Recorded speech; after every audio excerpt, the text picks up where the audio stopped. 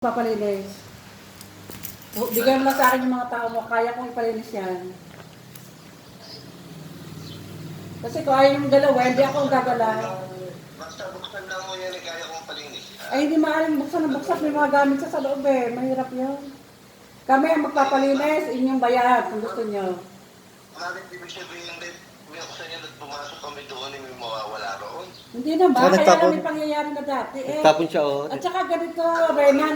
Teka, Renan. Ano ba yung mawawalang doon gamit? Teka muna, Renan, ha? Property ng anak ko yun. Kung inilalakman niya yun, hayaan mo na. Pwede ba? Pwede ba? Huwag niyo nang pakialaman. Sabi niyo, nakatatawag, sige, subukan mo natin eh. Pumasok doon sa loob ng bahay si Pogi, tumawag doon, kung maririnig niya. Ang alin. Ang tawag niyo. May nabang sound sa iyo? Hindi naman masilip na yun. Hindi. Ganito na lang, Renan, ha? Bibili kami ng sako. May meron ako. Oo, ipapalinis namin. Ibigay mo lang yung tao mo. Tapos, Marami ako kami sako. o hindi palinis mo na tao na lang. Kailan pwede yung tao mo?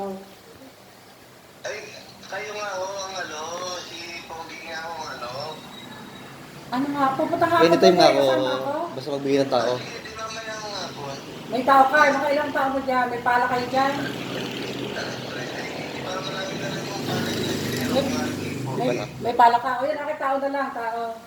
Ayun, tapos ma'am, yung regarding doon sa tubig, ang tubig na lang namin ngayon, 2.5 na lang. At 2. Yung monthly namin, yung nire-reklamo ni Pogi na mahal daw yung 10,000? eh nakikabit siya sa amin. Ngayon, 2 na lang ang tubig namin. Ay, ako rin nga dyan. Hindi ko maintindihan kayo eh. Basta tayo pupunta dyan mamaya. Anong oras? Hapon? Yun. Alas 3 na para tayo magkalinawan, Oo nga. At saka kung si Che, nagtatampo sa akin. Ako nagtatampo rin sa kanya ha. Yun ang sabihin niya. Sige, so, kayo naman kasi dapat din kayo.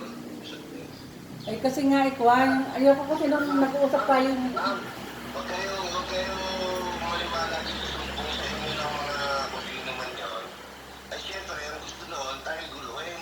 Hindi, gusto ko nga mag-uusap tayo ng personal. Ang problema, ayaw niyo makipag-usap. Kahit hinarap niyo sa amin, nagsasabi sa inyo ng gano'n, sasabihin namin, o bakit ito naman, pakigusto namin sa inyo, gatos. Nako, ay kaya nga naman. Kasi sa dami na umupa sa amin eh. Alam mo ba, Reyna, sa dami na umupa sa amin, hindi ako nakakarinig ng mga ganyang salita. Oo. Bukod tangi sa inyo lang, kaya ako naguguluhan sa inyo eh. Eh, di ba nga sabi ko nga sa inyo katulong niyo sa lahat ng bagay. Hindi ko kami, magiging pabigat sa inyo. Oo. Sa ngayon pa nga lang, may parang Pabigat tayo na. lagi nagkakagalit eh. Papaalam nyo lang yan. Siyempre, kagaya namin, ay puyo talaga. Nagsasabi naman kami sa inyo, puyo to talaga. Lagi ko kami naabot alas 5 hanggang alas 8 ng umaga, umuwi ng bahay. Siyempre, kinakailangan namin pumahinga. O siya, Ako kami nagtatago, ma'am. Mali yung sinasabi ni Pogi, nagtatago kami. hindi naaawa kay Pogi na kailang tawag na raw siya sa inyo, hindi kayo nasagot. Basta mamaya na lang, Renan, mahaba pa eh. Pakikita ko sa inyo, ma'am. Pakikita ko sa inyo ang tawag niya. Pakikita rin namin ang tawag ni Pogi. I-screenshot niya. Sige, ho. Sige, sige. Okay, ako.